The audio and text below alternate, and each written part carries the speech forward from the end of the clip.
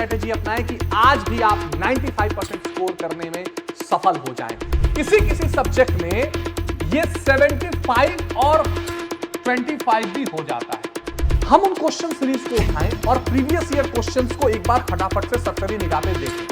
तो आप क्या करो, 60-40 की स्ट्रेटेजी आप अपना लो कि भाई वो सिलेबस 60%, सॉरी वो 40% सिलेबस जहां से 60% सवाल आ रहे हैं, पहले मुझे उसे कवर करना। तो आप लोग मान लें कोई वन शॉट देखें, उस चैप्टर की जो चीजें याद आ रही हैं खटाखट खटाखट खटाखट खटाखट।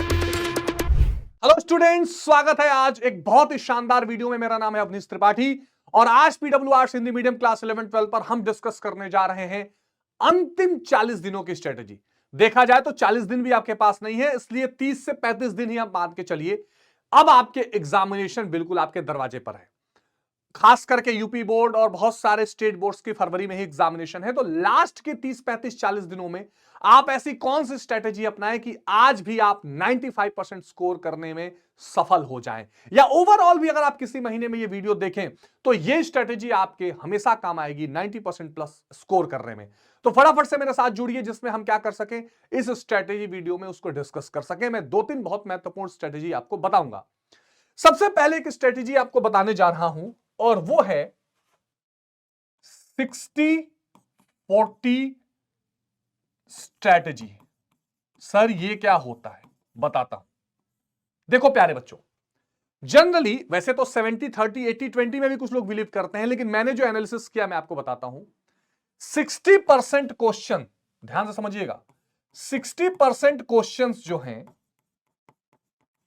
वो 40% सिलेबस से आते हैं। ठीक है, किसी किसी सब्जेक्ट में ये 75 और 25 भी हो जाता है कि 25% सिलेबस से 75% क्वेश्चंस। आपको वो 60% सिलेबस पहले कर लेना है प्यारे बच्चों, है ना। यानी ये 40% वाला सिलेबस, सॉरी 40% वाला सिलेबस पहले कर लेना है। सर मुझे अंदाजा कैसे लगेगा, तो यहां पर एक रोल आएगा प्रीवियस ईयर क्वेश्चंस का। यानी आप क्या करो, खटाखट जो भी आपके पास किताबें, मार्केट में जो कुछ भी सोर्सेज अवेलेबल है, हर जगह के आप जानते हो कि क्वेश्चन बैंक्स होते हैं, क्वेश्चन सीरीज होती है।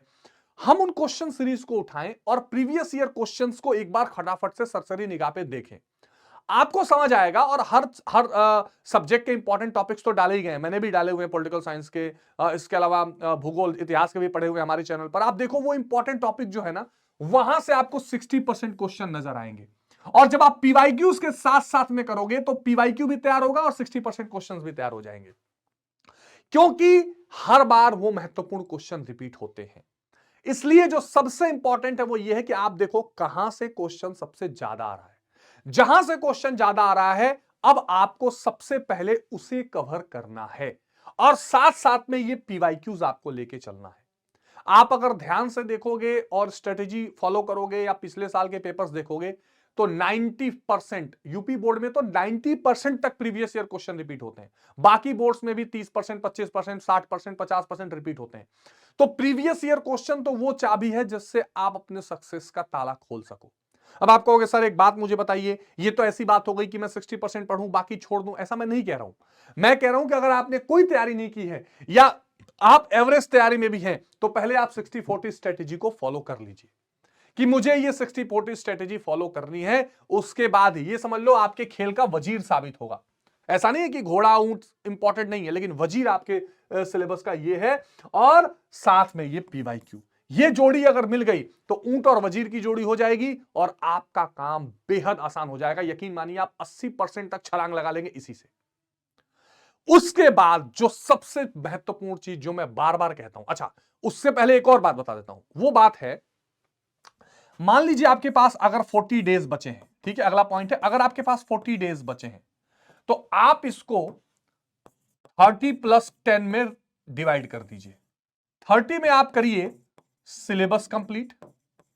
मतलब क्या हो गया, मतलब ये हो गया कि मेरे को जो कुछ पढ़ना है मैं इस 30 डेज में पढ़ूंगा और 10 दिन में केवल आप रिवीजन करेंगे। और याद रखिएगा इस 30 में जो आप सिलेबस कर रहे हैं वहां आपको छोटे छोटे पॉइंटर्स बना लेने हैं कि जिसे आप रिवाइज करें, है ना। अब चाहे तो इस 10 दिन को आप हर 10 दिन पे 2-2 दिन 3-3 दिन देते जाइए, मान लीजिए मैंने 30 दिन आपको सिलेबस का दिया है, तो पहले 10 दिन सिलेबस करिए, फिर इसमें से आप 3 दिन इसमें दे दीजिए, फिर आप 10 दिन सिलेबस करिए, बाकी का 2 दिन दे दीजिए, फिर सिलेबस करिए, या 2-2 दिन दे दीजिए, बाद में 4 दिन रखिए, वो आपके ऊपर है। लेकिन आपको 10 दिन रिवीजन के लिए चाहिए, ये आप हमेशा याद रखना। ऐसा नहीं कि मैं लास्ट तक पढ़ता ही चला जाऊंगा, पढ़ता ही रह जाऊंगा, पढ़ता ही रह जाऊंगा, पढ़ता ही रह जाऊंगा। उसके बाद ये अगर आपने इसके लिए 8 घंटे 10 घंटे दिए हैं, तो आपको 2 से 2.5 घंटे निकालने पड़ेंगे एक बहुत important concept, answer writing. Answer writing के लिए प्यारे बच्चों, जिसको आप उत्तर लेखन कहते हैं। केवल बोर्ड में नहीं, मैंने आईएएस पीसीएस की परीक्षाओं में भी देखा है, बहुत सारे ऐसे बच्चे हैं जो बहुत पढ़ लेते हैं, मतलब उन्होंने बहुत कुछ पढ़ लिया। अभी बहुत इंपॉर्टेंट स्टडीज बाकी है, अभी ध्यान से देखिएगा। मैंने बहुत कुछ पढ़ लिया, मैंने बहुत कुछ कर लिया, लेकिन जब मैं आंसर लिखने गया तो मेरे सामने 2 समस्या आई। एक समस्या आती है प्यारे बच्चों समय की, दूसरी समस्या आती है उत्तर प्रबंधन की। मतलब क्या होता है, जैसे मान लीजिए आपसे क्वेश्चन पूछा गया कि 2 ध्रुवीयता के पतन का कारण बताइए, या आपसे क्वेश्चन पूछ दिया कि भारत के राष्ट्र निर्माण की चुनौतियों की बात करिए। अब आपको लग रहा है, आपको पॉइंटर्स पता है कि हाँ भाई ये हुआ था, मैं उसको फ्रेम कैसे करूं। जब आप आंसर लिखने जाते हो, पता लगता है जो बाद में लिखना था पहले लिख दिया, जो पहले लिखना था बाद में लिख दिया, या बहुत सारा पन्ना भर दिया और जो मेन पॉइंट था वो लास्ट में लिखा ही नहीं, या मैंने शुरू के 10 क्वेश्चन में इतना टाइम गंवा दिया कि लास्ट के 5 क्वेश्चन में मेरे पास समय ही नहीं बचा। ये कैसे होगा? मैं आंसर लिखने जा रहा हूं, मुझे सब पता है, आंसर कहां से शुरू करूं यही नहीं ध्यान आ रहा है। ये सारी चीजें आपको आंसर राइटिंग में समझ आएंगी। पूरा चैप्टर मैंने पढ़ा हुआ है, जब क्वेश्चन आ रहे हैं तो मैं उस आंसर को कर ही नहीं पा रहा हूं। ये क्यों हो रहा है? क्योंकि आपने फोकस होकर उसकी तैयारी नहीं की है। तैयारी मतलब आंसर लिखने की तैयारी नहीं की है। मैं आपको बता दूं बेटा, चाहे एक चैप्टर कम पढ़ लेना, ऐसा करना मतलब, लेकिन बता रहा हूं, चाहे 10 सवाल कम रिवाइज करना, पर बिना आंसर लिखे एग्जाम हॉल में मत जाना। अगर बिना आंसर लिखे एग्जाम हॉल में जाओगे तो यकीन मानो आता भी रहेगा तो नहीं कर पाओगे।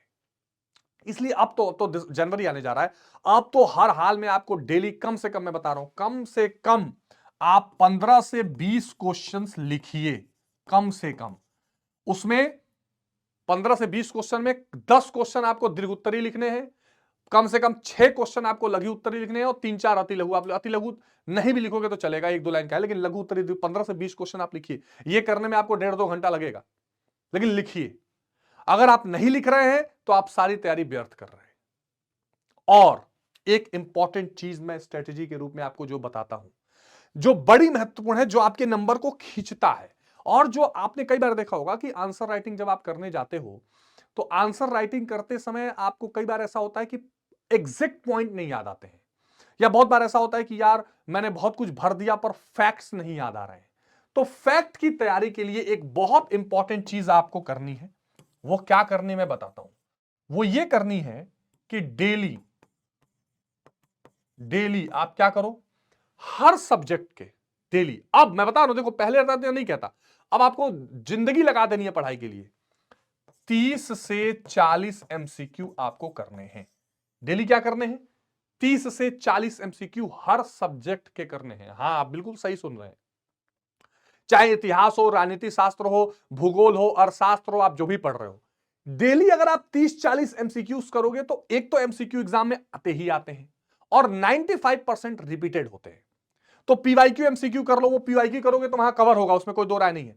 लेकिन आपको 30 से 40 एमसीक्यू करने, इससे क्या होता है, एक तो आपका एमसीक्यू तैयार होता है, एमसीक्यू जो आएगा आपको लगेगा कि हाँ ये मैंने किया हुआ है। दूसरा आपका फैक्ट तैयार होता है। जैसे मान लो आपने 10 एमसीक्यू किए, 10 एमसीक्यू में फैक्ट पूछा गया था, जब आप आंसर लिखने जाओगे तो वो सारे फैक्ट याद आएंगे, तो आप उसको आंसर में ऐड कर सकते हो। और आंसर राइटिंग में बता दूं, जो भी फैक्ट करना, उस फैक्ट को अंडरलाइन जरूर करना। जैसे मान लो आपने बता दिया कि आसियान की स्थापना 1967 में बैंकॉक घोषणा पत्र के माध्यम से हुई थी, तो 1967 को अंडरलाइन करो, बैंकॉक घोषणा पत्र को अंडरलाइन करो। ये दोनों चीजें करना आपको नहीं बोलना है। और ये चीजें कहां आएंगी? इस एमसीक्यू में आएंगी। एमसीक्यू का सबसे बड़ा फायदा ये होता है कि वहां नंबर कटता नहीं है। आपने सही टिक मारा तो सही का सही आपको उसमें आपको नंबर मिलेगा। तो आप क्या करो, 60-40 की स्ट्रेटेजी आप अपना लो कि भाई वो सिलेबस 60%, सॉरी वो 40% सिलेबस जहां से 60% सवाल आ रहे हैं, पहले मुझे उसे कवर करना है। बाकी छोड़ना नहीं, लेकिन पहले करना है। साथ में मुझे प्रीवियस ईयर क्वेश्चंस जितने भी पूछे गए, चाहे जो पब्लिकेशन के आपके मिल रहे हो, बहुत सारे मार्केट में अवेलेबल है, कोई दिक्कत नहीं है। आप उठाओ हर चैप्टर का प्रीवियस ईयर से। केवल ये नहीं होता कि क्वेश्चन आएगा तो कर लेंगे, प्रीवियस ईयर से आपको यह आइडिया लगता है कि मैं जो पढ़ रहा हूं और जो सवाल आ रहे हैं उनका मैच कैसा है। क्या मैं अब जैसे मान लो मैंने पूरा चैप्टर की कहानी सुन ली, अरे हमसे कहीं से पूछ ला। अब क्वेश्चन का लैंग्वेज ऐसा है कि जब एग्जाम में आए तो सुना सुना सा नहीं, सब सूना सूना लग रहा है। ऐसा नहीं होना चाहिए। इसलिए आप जब प्रीवियस ईयर क्वेश्चन लगाते हो तो आपको यह भी पता लगता है कि क्वेश्चन का तरीका कैसा आएगा, किस तरीके का क्वेश्चन पूछा जाएगा, किस किस माहौल का क्वेश्चन पूछा जाएगा, किस तासीर का क्वेश्चन पूछा जाएगा, यह वहां से पता लगता है। बात समझ आ रही है? तो 60-40 की स्ट्रेटेजी अपनाइए, प्रीवियस ईयर क्वेश्चंस का तरीका अपनाइए, ठीक है। 40 दिन में 30+10, 10 दिन की पढ़ाई, और प्यारे बच्चों 10 दिन का 30 दिन की पढ़ाई, 10 दिन का रिवीजन। रिवीजन में आपको क्या करना है? रिवीजन में आपको क्या करना है? दो तरीके हैं रिवीजन करने के। एक तरीका यह है कि मान लीजिए आपने कोई चैप्टर पढ़ा, ठीक है, हाँ सर मैंने चैप्टर पढ़ लिया, 3 चैप्टर मैंने पढ़ लिया है। देखो इस 10 दिन के अलावा भी 10 मिनट रोज रिवीजन का देना। वो 10 मिनट 15 मिनट में आप क्या कर सकते हो? उसमें मान लो मैंने एक चैप्टर पढ़ा, अब आप एक कॉपी लीजिए, उस चैप्टर की जो चीजें, या मैंने आप लोग मान ले कोई वन शॉट देखा, उस चैप्टर की जो चीजें याद आ रही हैं खटाखट खटाखट खटाखट खटाखट लिखते चले जाओ, लिखते चले जाओ, खूब लिख डालो। जो भी याद आ जाए उस चैप्टर का, जो कुछ भी आगे पीछे दाएं बाएं याद आ रहा है लिख दो। वहां से आपको पता लगेगा कि आप चैप्टर के कितने फैक्ट कलेक्ट कर पाए हो। ठीक हो गई बात? दूसरा जो रिवीजन है वो ये है कि आपने सिलेबस कंप्लीट करते समय जो भी शॉर्ट नोट्स बनाए हैं, या सर ने कोई नोट्स दिए हैं, या कहीं से कुछ आए हैं, उस नोट्स को आप फटाफट रिवाइज करते चले जाओ। एक सरसरी निगाह में, जैसे एग्जामिनेशन के पहले आपके पास एक नोट्स हो, आपने उसे खटाखट हर चैप्टर को रिवाइज कर लिया, बहुत बढ़िया बहुत बढ़िया बहुत बढ़िया। कोशिश करो कि जो आपका रिवीजन नोट हो ना, वहां पर कुछ क्वेश्चंस भी हो, वहां पर क्या हो, कुछ क्वेश्चंस भी हो, कि लास्ट में आपने कोई रिवीजन किया, बीच में लास्ट में आपने 20-25 एमसीक्यूज एटलीस्ट रखे हुए हैं, उस एमसीक्यूज को रिवाइज कर लिया। आंसर राइटिंग मैंने बता दिया, डेली एमसीक्यूज बता दिया। मेरे प्यारे बच्चों, अगर ये चीज आप कंटिन्यू करते हो, दूसरा स्ट्रेटेजी जो बहुत जरूरी है वो है आपका हेल्थ। आपको समय से सोना है, समय से उठना है। सोने जगने में कोई ऐसा नहीं करना है कि मैं पढ़ रहा हूं तो बस अब 24 घंटा पढ़ते ही रह गया, नहीं। 8 घंटे की नींद अभी भी आपको लेनी है। 8 घंटे की नींद के बाद इतनी पढ़ाई भी हो जाए, इसका मतलब आपको चीजों से कट ऑफ होना है। थोड़ा सोशल मीडिया से किनारे हो जाइए, थोड़ा जहां आप 10 घंटा 4 घंटा दोस्तों को देते थे वहां से थोड़ा किनारे हो जाइए। अपनी एनर्जी बताइए कि आप पढ़ाई में दे सके, ठीक है। खाना ठंडियों में जनरली लोग ज्यादा खाते हैं तो नींद भी ज्यादा आएगी। थोड़ा सा कम खाइए, थोड़ा सा कम, जो डेली रात को तो और थोड़ा सा कम लीजिए, दूध वूध पीजिए, ठीक है। और गर्म चाय वाय लेते रहिए। इसके अलावा जो है आप एक स्ट्रेटेजी के थ्रू पढ़ाई करिए। आप समय, देखिए समय ठंड में बहुत जल्दी बीतता है, इसलिए आपका सुबह 5 बजे से जो है, या 6 बजे से और रात के 12 बजे तक का समय बिल्कुल फिक्स होना चाहिए कि मुझे कब पढ़ना है, कब टाइम पास करना है, कब बाकी का काम करना है। तो इससे क्या हो जाएगा, आपकी एक स्ट्रेटेजी बनती हुई दिखाई देगी। तो ये प्यारे बच्चों, मुझे आपको एक महत्वपूर्ण स्ट्रेटेजी शेयर करनी थी। आई होप कि ये आपको समझ आ गया होगा। ये स्ट्रेटेजी आपको कैसे लगी वो भी कमेंट करिए। पढ़ते समय आपको किस तरह की दिक्कतें आ रही हैं वो भी कमेंट करिए, तो मैं एक शॉर्ट्स के माध्यम से वो आपकी दिक्कतों का सॉल्यूशन कर दूंगा। कौन सा चैप्टर, कौन से सब्जेक्ट्स ऐसे हैं खास करके आर्ट्स में जो सब्जेक्ट्स आपको ज्यादा परेशान कर रहे हैं, उन सब्जेक्ट विशेष की क्या दिक्कतें हैं, उसको आप जरूर लिखिए कमेंट में। अपने आप जितने कमेंट लिखोगे उतना ज्यादा हम आप तक उन चीजों को पहुंचाएंगे। जैसे हिस्ट्री में ज्यादा डेट याद करने की प्रॉब्लम है, तो उसके लिए आप ज्यादा एमसीक्यू लगाओ। डेट याद करने का भी अच्छा तरीका यह नहीं कि आप खूब एमसीक्यू लगाओ। आप ऐसा कर लो, आपको मैं बताता हूं, मान लो आप किताब पढ़ रहे हो, सिलेबस हिस्ट्री के लिए जैसे आप पढ़ रहे हो, या पॉलिटिकल में भी पढ़ते पढ़ते जहां जहां ईयर आ रहा है, ईयर सन, उसको उसको अंडरलाइन कर दो। ठीक, हाँ सर कर दिया। अब क्या करो कि आप अंडरलाइन करने के बाद खुद ही एमसीक्यू बनाओ। मान लो क्वेश्चन था कि सार्क की स्थापना 1985 में हुई। अब आप एक एमसीक्यू बना दो, सार्क की स्थापना कब हुई, 1980, 82, 83, 84, 85। एमसीक्यू बनाते चलो, इसलिए उस चैप्टर के कम से कम 15 एमसीक्यू बन जाएंगे, और बाद में उसी एमसीक्यू को सॉल्व करते रहो, तुम्हें ऐसे ही याद आ जाएगा। तो तरीके बहुत हैं, करने की बस जरूरत है। तो आई होप कि ये स्ट्रेटेजीज आपके काम आएंगी। आप एग्जामिनेशन में बहुत अच्छा स्कोर करोगे। आंसर राइटिंग खूब अच्छे से करो। वर्ड लिमिट के लिए जो बात आती है कि वर्ड लिमिट कैसे फॉलो करें, जो एग्जाम में वर्ड लिमिट दी जा रही है कि 250 में लिखिए, 300 में लिखिए, उससे आप 10-20 लिमिट ऊपर चले जाइए। ऐसा नहीं है कि अब 250 वर्ड लिमिट है तो आप 600 वर्ड में लिख दो कॉपी भरने के चक्कर में, ऐसा नहीं होता है। ऐसा आप करोगे तो बहुत अच्छा रिजल्ट आएगा और बहुत अच्छी सफलता मिलेगी।